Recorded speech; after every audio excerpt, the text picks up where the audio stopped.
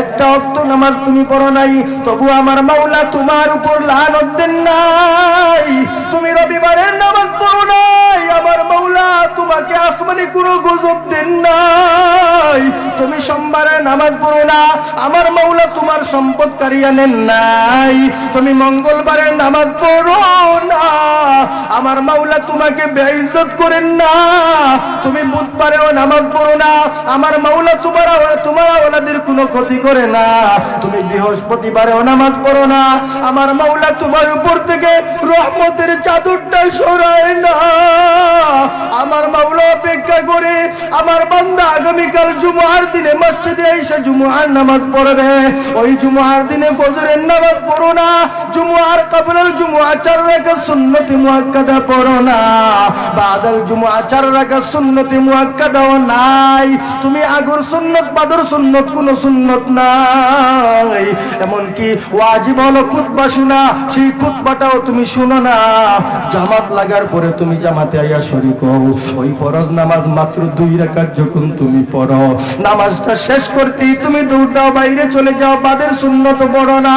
মাত্র 2 রাকাত নামাজ পড়িয়া বাড়িতে যখন তুমি যাও, টেবিলের উপরে কত মজাদার খাবার, কত সুস্বাদু খাবার তুমি পাইয়া গগবাইয়া খাও, তবু একটাবার চিন্তা করো না ওই খাবার অনেক মানুষের নসিবে জুটে না। আমি সপ্তাহে মাত্র 2 রাকাত নামাজ পড়ি, আর কোনো নামাজ নাই, তবু আমার মাওলা আমাকে কত মজাদার খাবার খাওয়ায়। আমি আমার মাওলার হুকুম পালন করার জন্য যদি দৈনিক 5 ওয়াক্ত নামাজ সুন্দর করিয়া পড়তে পারতাম, আমার মাওলা আমার উপর কতই না খুশি হইতেন, আমার মাওলা আমাকে কতই না নিয়ামত বাড়িয়ে দিতেন। ও যুবক, এজন্য তোমাকেই বলি আর নামাজ ছাড়িও না, আর আমার মাওলাকে তুমি বেজার করিও না। 5 ওয়াক্ত নামাজি হইয়া যাও, দাইমি নামাজি হইয়া যাও। আমার পয়গম্বর বলেন, আউয়ালু মা ইউহাসাবু বিহিল আবদু ইয়াউমাল কিয়ামাতিস সালাহ। কিয়ামতের দিন সর্বপ্রথম নামাজের হিসাব হবে, তখন তুমি কোথায় যাইবা? মুহতারাম হাজিরিন, এই পর্যায়ে আপনাদের সামনে গুরুত্বপূর্ণ নসিহত পেশ করবেন আর ছাড়িয়া জামে মসজিদের সম্মানিত ইমাম মুফতি তরুণ আলেম দ্বীন হযরত মাওলানা কারি আবু তাহের মিসবাহ আদিনাবাদী হাফিজাহুল্লাহ। হযরতের গুরুত্বপূর্ণ নসিহত পেশ করার জন্য সবিনয় অনুরোধ করছি। আসসালামু আলাইকুম ওয়া রাহমাতুল্লাহি ওয়া বারাকাতুহু।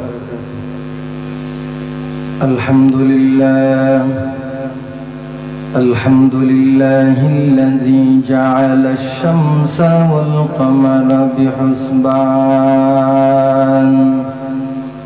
ওয়ান নাজমা ওয়াশ শাজারা ইয়াসজুদান وفضل زمانا على زمان كما فضل مكانا على مكان وإنسانا على إنسان ونشهد أن لا إله إلا الله وحده لا شريك له لا ضد له ولا ند له ولا مثل له ونشهد أن سيدنا وسندنا وحبيبنا وحبيب ربنا وطبيبنا وطبيب قلوبنا ومولانا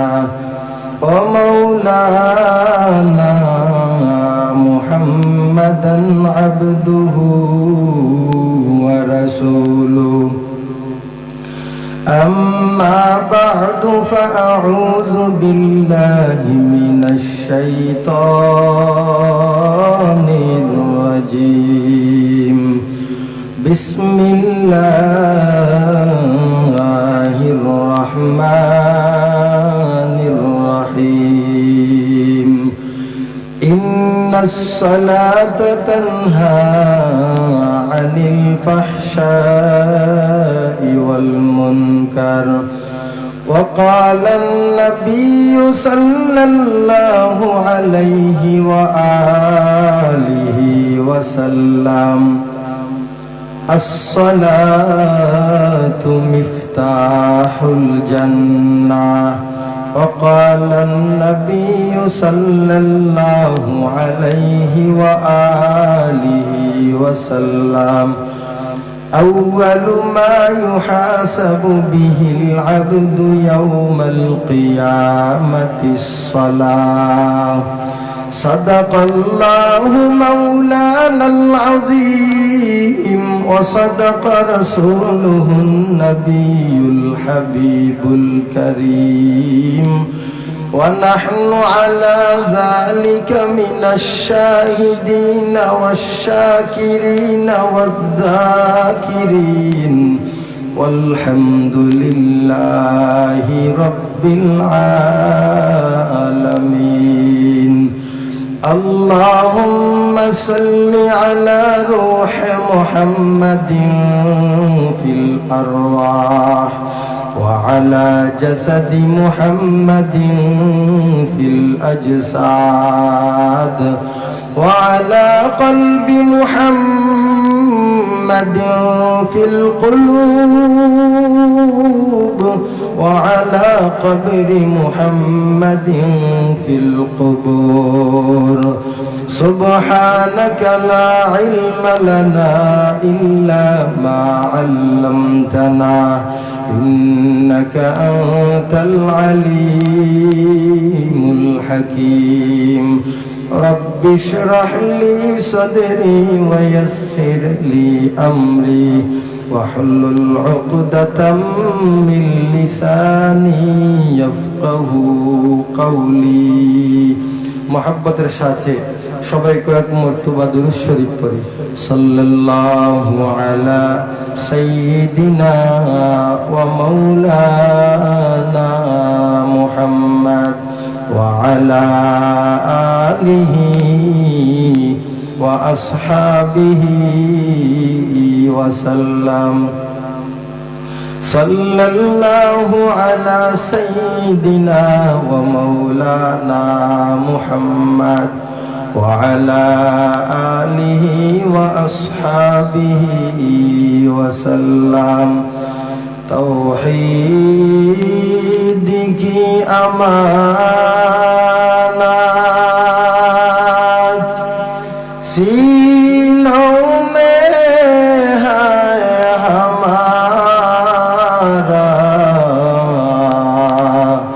آسان نہیں مٹانا نام و نشان ہمارا بلغ العلا بکمالہ کشف الدجى بجمالہ حسنت جميع خصاله صلوا عليه وآله لا إله إلا الله لا إله إلا الله لا إله إلا الله لا إله إلا الله لا إله إلا الله لا إله إلا الله হাতে করো হাতের কাম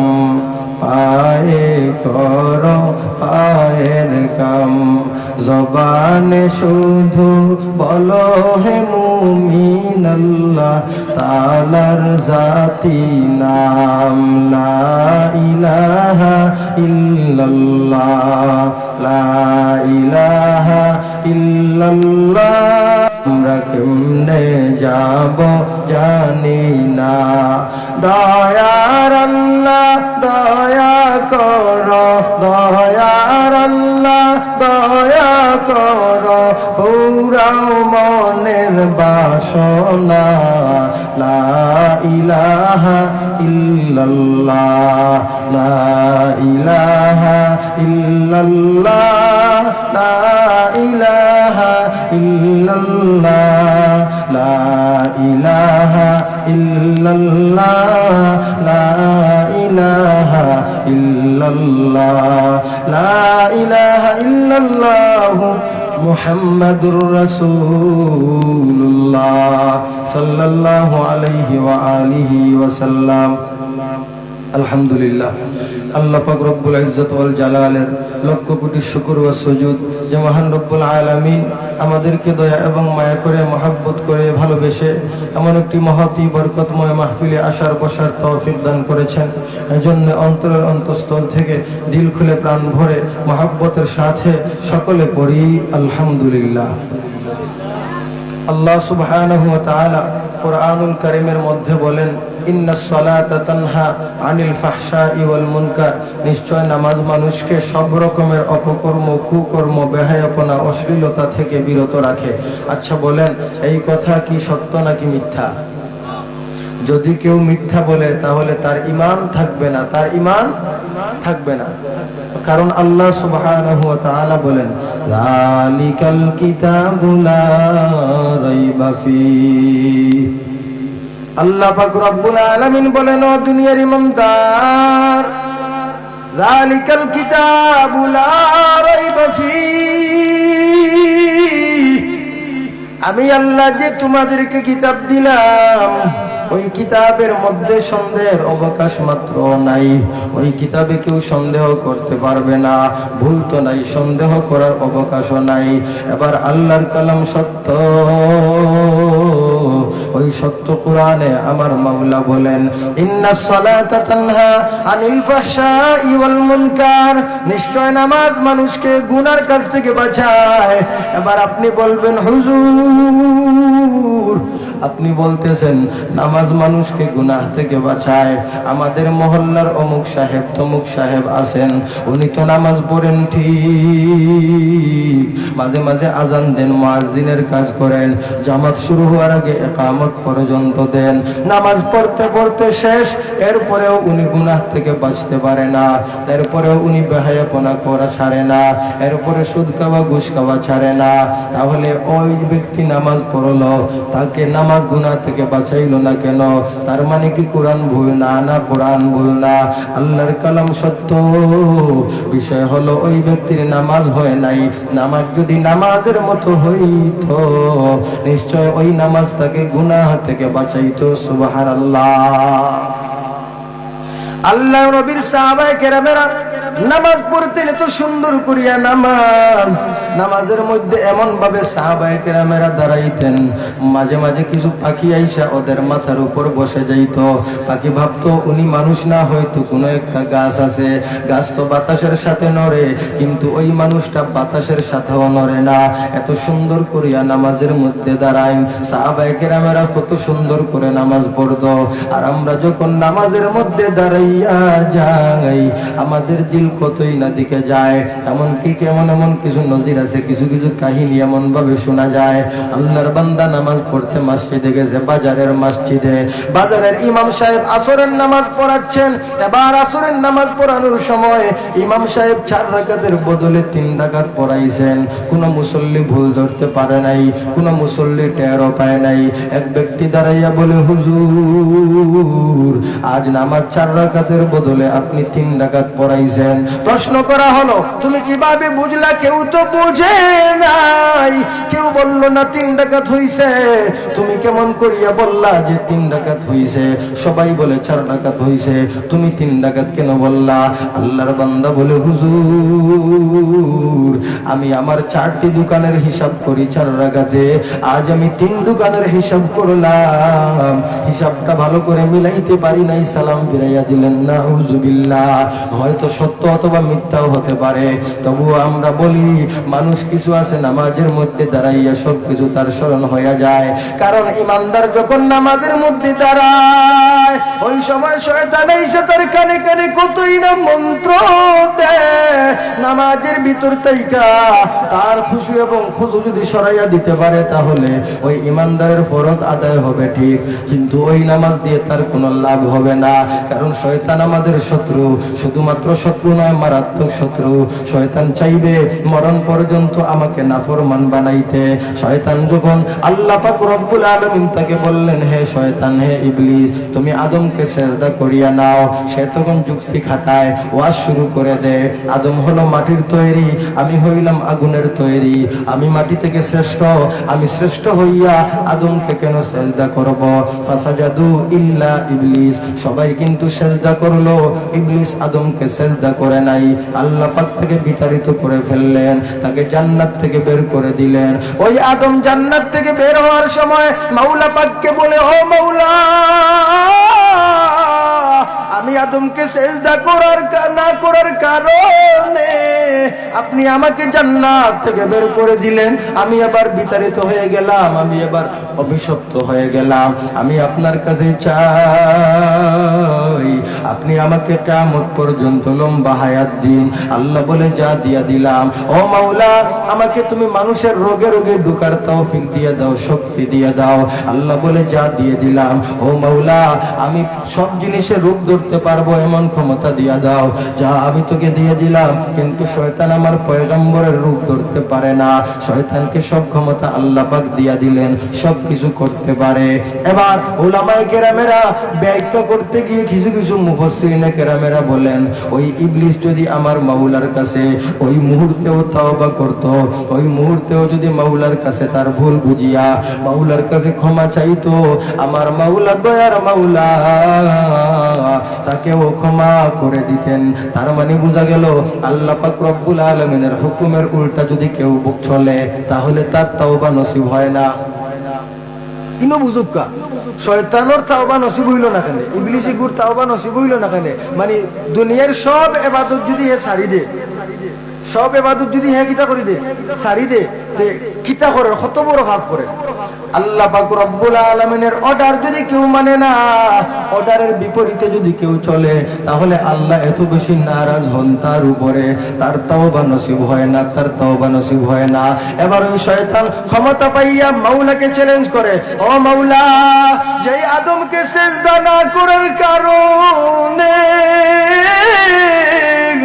আমি বিতাড়িত হইয়া গেলাম, ও মাওলা, মরণ পর্যন্ত ওই আদমকে আমি ওয়াসওয়াসা দিয়া, ওই আদমকে আমি কুমন্ত্রণা দিয়া জাহান্নামী বানাইব গো মাওলা। মাওলা বলে, যা যা, যদি তুই পারস তাইলে আমার বান্দা, আমার বান্দাকে জাহান্নামী বানাইয়া দিস। কিন্তু ওই ইবলিস তুইও শুনিয়া রাখ, আমি আল্লাহ রহমান, আমি আল্লাহ রহিম, আমি আল্লাহর নাম যত বড়, আমি আল্লাহর দয়া তত বড় গো। ও বান্দা, আমি আল্লাহ যত বড়, আমি আল্লাহর মায়াও তত বড়। ও আমি আল্লাহকে কেউ রাগান্বিত করতে পারবি না। আমি আল্লাহ তোর উপর রাগান্বিত হইছি, আমি আমার বান্দা বান্দীদের উপর এত বেশি আমার রহমতের নজর রাখবো। আমার বান্দা, আমার বান্দি সারা জিন্দগি নাফরমানি করিয়া সকরাতের আগ মুহূর্তে যদি তওবা করিয়া আমি আল্লাহ আমার বান্দা বান্দির জিন্দগির সব গুনাহ মাফ করে দেব। সুবহানাল্লাহ। ওরে দুনিয়ার মানুষ, তাইলে বুঝেন আমার আল্লাহ কত বড় রহমান, আমার আল্লাহ কত বড় রাহিম। কাল কিয়ামতের কঠিন ময়দানে আমার মাওলার রাহিমিয়ত থাকবে শুধু আমাদের জন্য। দুনিয়াতে আমার মাওলা রহমান, যেমন রহমান ইমানদারদের জন্য, তেমন রহমান কাফিরদের জন্য।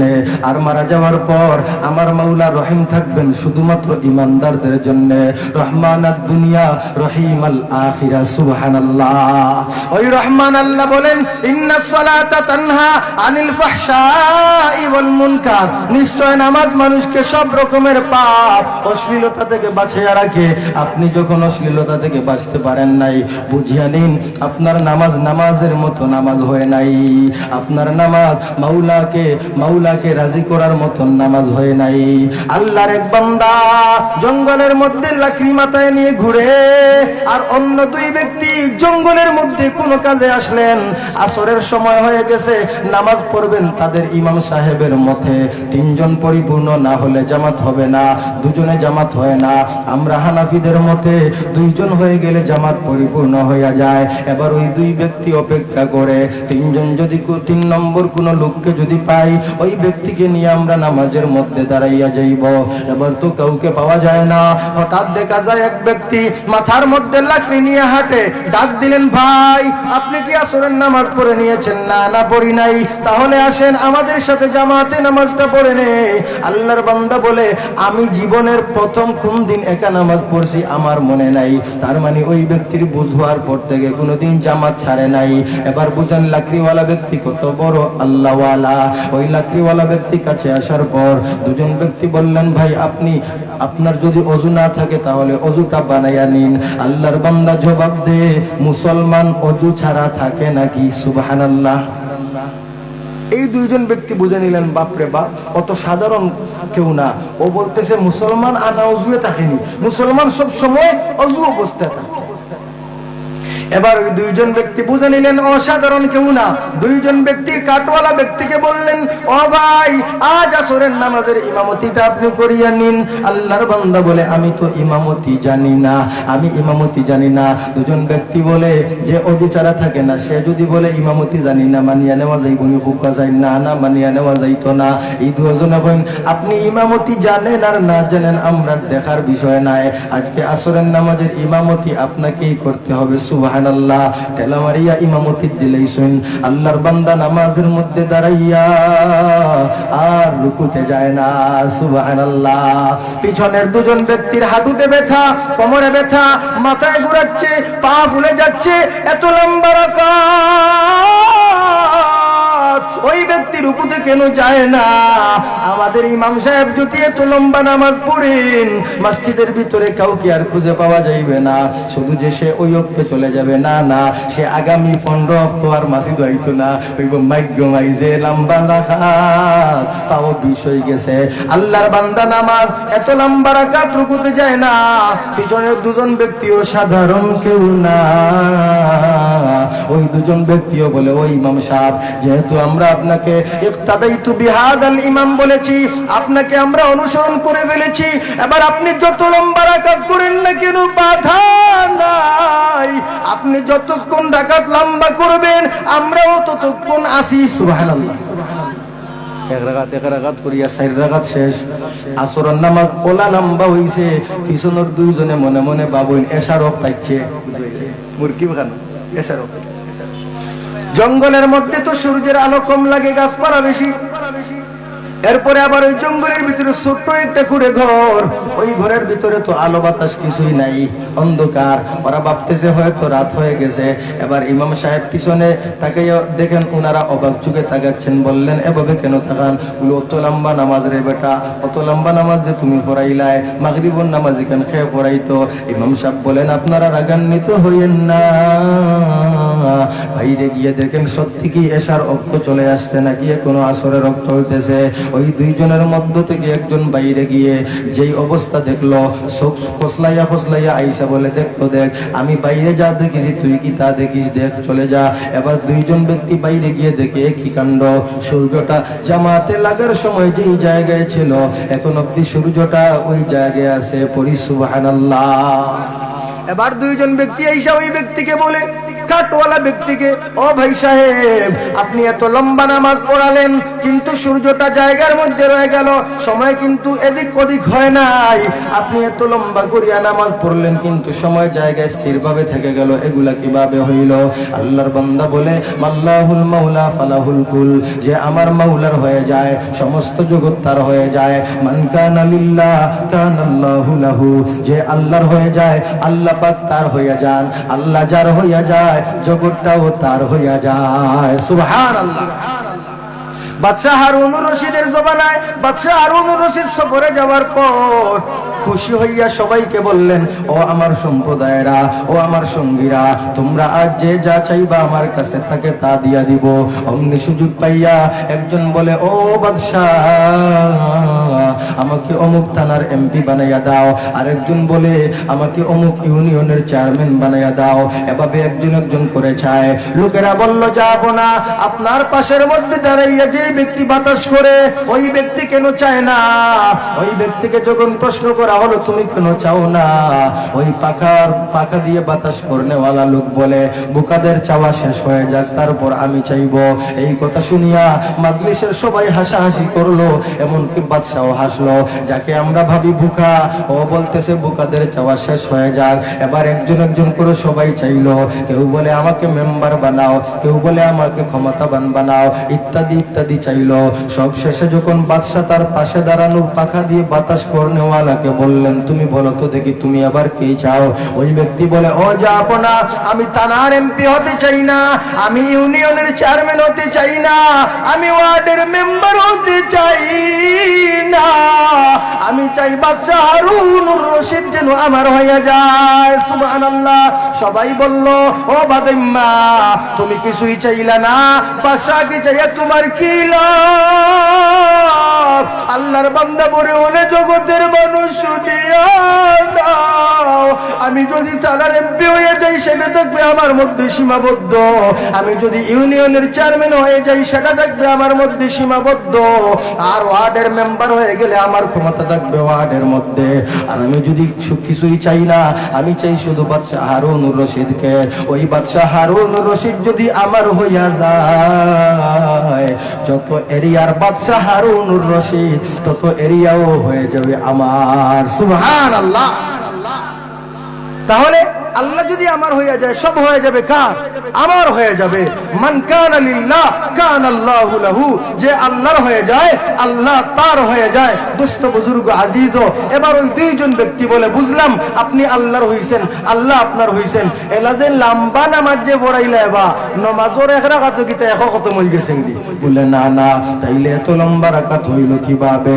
আল্লাহর বান্দা বলে ও আল্লাহর গোলামেরা, আমি যখন নামাজের মধ্যে দাঁড়াই অমনি আমার নবীজির একটি হাদিসের উপর নজর পড়িয়া যায়। আমার নবী বলেন আনতা আবুদাল্লাহ কান্নাকা তারা ফা ইল্লাম তাকুন তারা ফা ইন্নাহু ইয়ারাক। আমার পয়গম্বর বলে ও ঈমানদারেরা, তোমরা যখন যেই আমল করো না কেন আমলের মধ্যে দাঁড়ানোর পর মনে রাখবা তোমার সামনে আমার মাওলা, তুমি মাওলাকে দেখিয়া দেখিয়া নামাজ পড়তেছো। ফাইল্লাম তাকুম তারা, যদি তুমি মাওলাকে দেখতে না পারো ফাইন্নাহু ইয়ারাক, মনে রাখবা তিনি তোমাকে দেখতেছেন।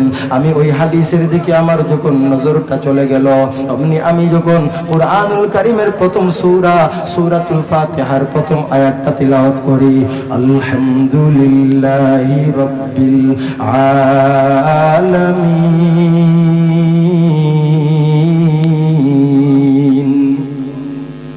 আমি যখন সূরাতুল ফাতিহার প্রথম আয়াতটা তিলাওয়াত করি, তিলাওয়াত করার পর আমি শোনার চেষ্টা করি আমার মাওলা কি কোনো জবাব দে? না না, আমার কানে তো কোনো জবাব আসে না। আমি আবার পড়ি আলহামদুলিল্লাহি রাব্বিল আলামিন, শোনার চেষ্টা করি আমার মাওলা কি কোনো জবাব দে? না না, আমি তো কোনো জবাব পাই না। আবার পড়ি আলহামদুলিল্লাহি রাব্বিল আলামিন। বারবার পড়তে পড়তে পড়তে পড়তে এক পর্যায়ে আমার কানের মধ্যে আওয়াজ আসে, আমার মাওলা বলে হামিদানি আবদি, ও ফেরেশতারা শুনিয়া নাও, আমার বান্দা আমার প্রশংসা করতেছে, আমার বান্দা আমার প্রশংসা করে। এই কথা আমি যখন শুনি, শোনার পর দ্বিতীয় আয়াতে যাই, আর রহমানির রহিম, এই আয়াত পড়িয়া শোনার চেষ্টা করি আমার মাওলা কি কোনো জবাব দে? না না, আমি তো কোনো জবাব শুনতে পাই না। আবার বলি আর রহমানির রহিম, পড়িয়া শোনার চেষ্টা করি আমার মাওলা কি কোনো জবাব দে? না না, কোনো জবাব নাই। এক পর্যায়ে পড়তে পড়তে পড়তে পড়তে আমি যখন শুনতে পাই আমার মাওলা বলে আসনা আলাইয়া আবদি, ও ফেরেশতা শুনো আমার বান্দা আমার গুণগান গায়। আমি এই কথা শুনিয়া 3 নম্বর আয়াতের মধ্যে যাই, মালিক ইয়াউমিদ্দিন, যিনি বিচার দিনের মালিক। আমি এই আয়াত পড়িয়া বা শোনার চেষ্টা করি, আমার মাওলা কি কোনো জবাব দে? আমি কোনো জবাব শুনতে পাই না। আবার পড়ি মালিক ইয়াউমিদ্দিন, শোনার চেষ্টা করি, কোনো জবাব নাই। আবার পড়ি মালিক ইয়াউমিদ্দিন। এক পর্যায়ে পড়তে পড়তে পড়তে পড়তে হঠাৎ আমার কানের মধ্যে আওয়াজ আসলো, মাজ্জাদানি আব্দি, ও ফেরেশতা শুনিয়া নাও। আমার বান্দা আমার ক্ষমতা বর্ণনা করে চিৎকার দিয়ে পড়ি সুবহানাল্লাহ। ওরে দুনিয়ার মানুষ, ওই রকম ভাবে আমি পড়তে পড়তে পড়তে পড়তে আমার নামাজটা লম্বা হয়ে গেল। কই উনার নামাজ আর কই আমাদের নামাজ। ওই যে কাটওয়ালা ব্যক্তি যিনি এত সুন্দর করিয়া নামাজ পড়লেন, ওই ব্যক্তি হলেন খাজা মুঈনুদ্দিন চিশতি আজমিরের পীর ও মুর্শিদ খাজা উসমান হারুনি রহমতুল্লাহি আলাইহি। আল্লাহ হযরতের দরওয়াজা থেকে বুলন্দ করুন, সকলে পড়ি আমিন। তাহলে আমরা ওলা সুন্দর করে নামাজ পড়তে পারবো না ইনশাআল্লাহ? পারবো না ইনশাআল্লাহ? আমি গত পরশু শাহগুলি আপনার কিলোগ্রাম 30 করে যখন গিয়েছিলাম, ওইখানেও বলেছিলাম যে ইমানদার, তুমি 5 ওয়াক্ত নামাজ পাইয়া দাইমি নামাজি হতে পারো না, তুমি নামাজ ঠিক মতো পড়ো না। আমার মাওলা এরপরেও তোমার উপর দয়ার নজর রেখেছেন, মায়ার নজর রেখেছেন। তোমার জন্য আল্লাহ পাক রব্বুল আলামিন দৈনিক 5 ওয়াক্ত নামাজ দিয়েছেন। তুমি ফজরের নামাজ পড়ো না, জোহর নাই, আসর নাই, মাগরিব নাই, এশা নাই। তুমি যখন ফজরের নামাজ পড়ো না, আল্লাহ পাক রব্বুল আলামিন অপেক্ষা করেন, হয়তো আমার বান্দা জোহর পড়বে। যদি তুমি জোহরটা পড়ে নিতা, তাহলে ফজর এবং জোহরের মধ্যখানের যত গুনাহ আছে, সগীরা গুনাহ, সব গুনাহ আল্লাহ মাফ করে দিতেন। কিন্তু তুমি জোহর নাই, আসর নাই, মাগরিব নাই, এশা নাই। তোমার শনিবারের নামাজটা চলে গেল, একটা ওয়াক্ত নামাজ তুমি পড়ো নাই, তবু আমার মাওলা তোমার উপর লানত দেন নাই।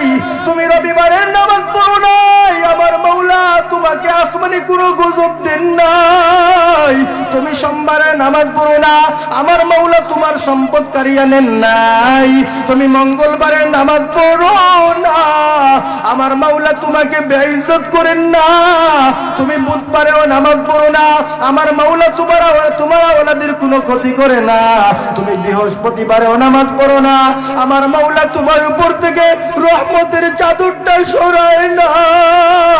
আমার মাওলা অপেক্ষা করে আমার বান্দা আগামীকাল জুমআর দিনে মসজিদে এসে জুমআর নামাজ পড়বে। ওই জুমআর দিনে ফজরের নামাজ পড়ো না, জুমআর কবরল জুমআ 4 রাকাত সুন্নতি মুআক্কাদা পড়ো না, বাদাল জুমআ 4 রাকাত সুন্নতি মুআক্কাদাও নাই। তুমি আগর সুন্নত বাদর সুন্নত কোনো সুন্নত নাই। এমনকি ওয়াজিব হলো খুতবা শোনা, সেই খুতবাটাও তুমি শুনো না। জামাত লাগার পরে তুমি জামাতে আইয়া শরীক হও। ওই ফরজ নামাজ মাত্র 2 রাকাত যখন তুমি পড়ো, নামাজটা শেষ করতেই তুমি দৌড়াও, বাইরে চলে যাও, বাদের সুন্নত পড়ো না। মাত্র 2 রাকাত নামাজ পড়িয়া বাড়িতে যখন তুমি যাও, টেবিলের উপরে কত মজাদার খাবার, কত সুস্বাদু খাবার তুমি পাইয়া গগবইয়া খাও, তবু একটাবার চিন্তা করো না, ওই খাবার অনেক মানুষের নসিবে জুটে না। আমি সপ্তাহে মাত্র 2 রাকাত নামাজ পড়ি, আর কোনো নামাজ নাই, তবু আমার মাওলা আমাকে কত মজাদার খাবার খাওয়ায়। আমি আমার মাওলার হুকুম পালন করার জন্য যদি দৈনিক 5 ওয়াক্ত নামাজ সুন্দর করিয়া পড়তে পারতাম, আমার মাওলা আমার উপর কতই না খুশি হইতেন, আমার মাওলা আমাকে কতই না নিয়ামত বাড়িয়ে দিতেন। ও যুবক, এজন্য তোমাকেই বলি, আর নামাজ ছাড়িও না, আর আমার মাওলাকে তুমি বেজার করিও না। 5 ওয়াক্ত নামাজি হইয়া যাও, দাইমি নামাজি হইয়া যাও। আমার পয়গম্বর বলেন, আউয়ালু মা ইউহাসাবু বিহিল আবদু ইয়াউমাল কিয়ামাতিস সালাহ। কিয়ামতের দিন সর্বপ্রথম নামাজের হিসাব হবে। তখন তুমি কোথায় যাইবা?